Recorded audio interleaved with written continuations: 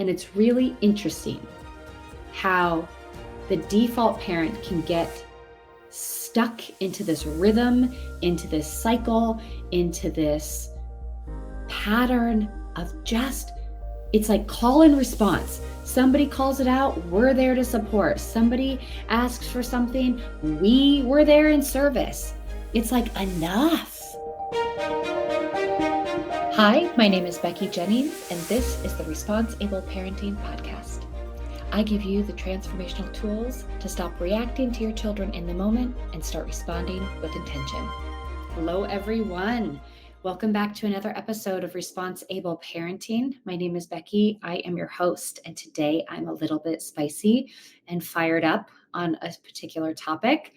I posted a reel about this a couple weeks ago, and people were like, hell yeah, this is frustrating. Exactly what I'm talking about. And it's the concept that the default parent is not allowed to be inconvenient. Our feelings are not allowed to be inconvenient. And when you think about it, the default parent's role is really to just be this running Rolodex of making sure needs are being checked off, people are in the right place at the right time, shoes fit, pants fit, hair's cut, they're at school, they have the right medication, they are enrolled in the right after school activities, they're to practice on time, that food is made, that bath time's done, that bedtime's done on time, that there's a certain amount of screen time, that homework's done, that they have sharpened pencils in their pencil case, that they even have a pencil case. The default parent is the person literally thinking 24/7, anticipating needs, anticipating meltdowns, constantly righting the ship, the person who is regularly managing meltdowns, regularly being there for the challenging parts of the day, regularly being the brunt, taking the impact, and being the sturdy, safe home for our children. And I think about this regularly, and I've shared this with my husband, but my husband and I decided to have children together, right? It's a choice we made together. And while it makes sense in the beginning because I was nursing and there were a lot more biological needs that I had to take the brunt of. There was also a time that I expected us to both share the wealth. And what I have learned from my therapist is that if I hold this in and I don't say it out loud, then a lot of resentment is going to build. And and for instance, if we're packing for a trip and I don't want to do all of the packing, I need to say out loud, I do not want to be in charge of this particular part of packing, because if not, because I am the default parent, the assumption will still remain that I will take care of it. And so when the assumption is that it will be taken care of because she or he, they take care of it all the time. They got it. They know what they're doing. Then when we have an inconvenient feeling that disrupts this homeostasis of taking care of all of it, it throws off the whole vibe, the whole ecosystem of the family. And we can get a little heat coming back at us like, what's going on? Why are you acting like this? When really it's just because all you all's feelings, we have all day, all time for it. We are the buffer, we're the protector. We listen, we empathize, we're there, we support. But when ours come up, it's inconvenient because it doesn't fit. It doesn't fit because we're always the one controlling the chaos, helping. We're always in an active role of service and support. So I want to start, I don't know, spicing things up in this household and talking about how my feelings aren't inconvenient, that they're completely human because you all feel those too. I just don't get to speak them more regularly because there just isn't a lot of space for them because you guys are taking up all the room. So my therapist and I talk about this regularly, that it's not, I don't need to force people to change in order for me to feel better, right? All we can control is ourselves and our reaction to things. But the more we change our reaction to things, we as the default parent, we as the owner of the collective energy, basically, we can start to influence and provide a new way, provide a new opportunity for the people around us to grow and to change. Because if we're the buffer, we're the support system, then we can start to set in place some boundaries around what is tolerable. So what I have started to do is to set up rules and boundaries around what I'm tolerating essentially anymore. Not necessarily using that harsh of language, but how it is no longer going to work for me. So I'm also not using the term, you're helping me, you're helping mommy, my husband's helping me. We are starting to delineate roles and zones in the house so that it does not all fall on me and it is not all my responsibility. So my kids are young, they're 3 and 6, and so I'm not putting on an entire task like you're doing all of laundry or you're doing, you have to clean the bathrooms. We're starting very small so they can understand that this is a collaborative household and it's not my sole responsibility, not my sole identity to take care of all the time. So we're starting small, like the kitchen table. My 6-year-old, he's going to be in charge of the kitchen table and making sure that stays neat and tidy. That's his zone, that's his domain. He's going to own that.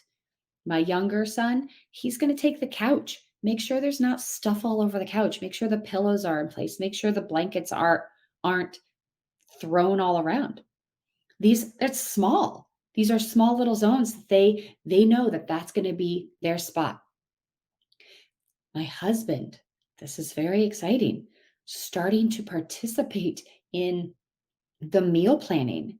I remember it just we were watching the Blue Zone, I think it's called, and it's that Netflix series about those specific zones in the world where they have more populations of people living into the hundreds, and they talk about why and the practices and the diets and the things like that. And one of them that kept coming up was a vegetarian or plant-based diet is really beneficial to living longer into life. So my husband said to me, "We should become vegetarian." And I paused for a second. And previous me, who is the default of all the things and went along with this role and was brewing resentment about it and holding back boundaries, would have said, "Okay," and done research and started to figure out a meal plan. Instead, I said, "That sounds great. Why don't you figure out some vegetarian meals? Why don't you add those ingredients to the grocery list or get those groceries?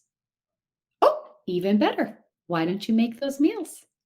And he kind of paused and looked at me, and I explained a little further. I said, "Just so you know, sounds like a great statement. Just it sounds wonderful, but that is asking me to take on a whole new project. And as the default parent, that would fall on me. As the default house person, that would fall on me. But you're asking me to do a whole new thing and add add to my already existing mental load. So if that is something that you desire, please go ahead and take that on, and I'd be happy to support any way I can, but I'm not taking on that full project. Lo and behold, we have not gone vegetarian. So if that shows how, things generally go, I'm starting to use that language with my children. When they demand something or they make a huge statement like, I'm thirsty, I say, thank you so much for that information. And then I just keep doing my thing.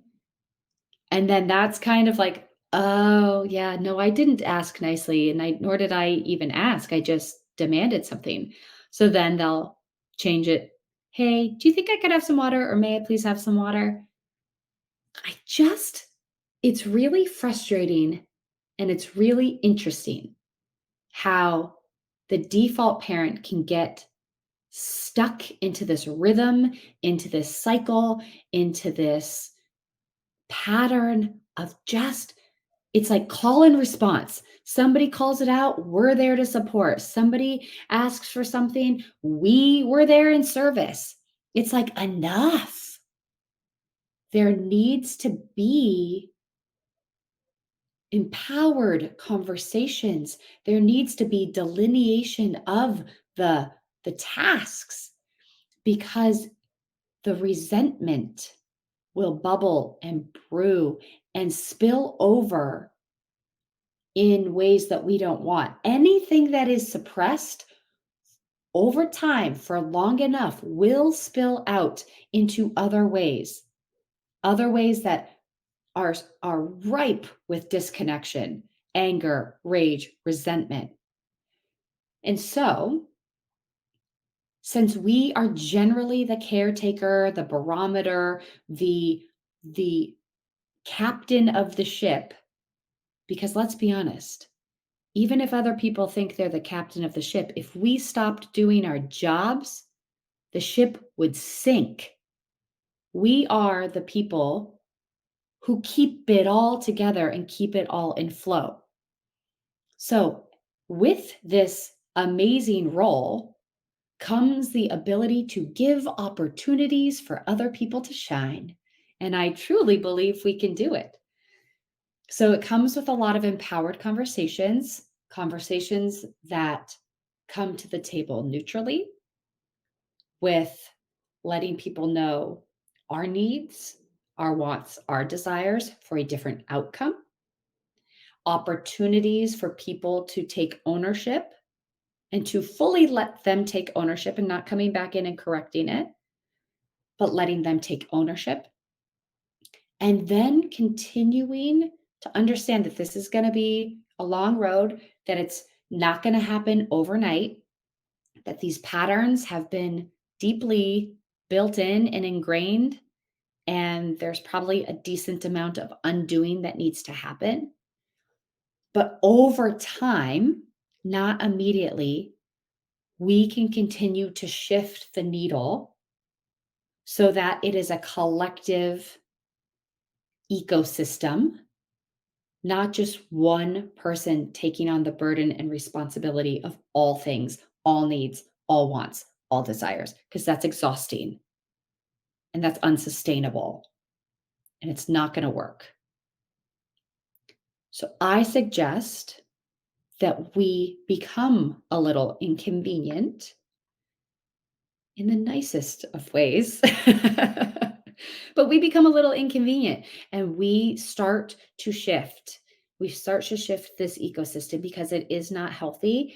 And as a tribal society, how we've always been, it was not one single person's job to do all things for all people at all times. I'm going to be talking about this more.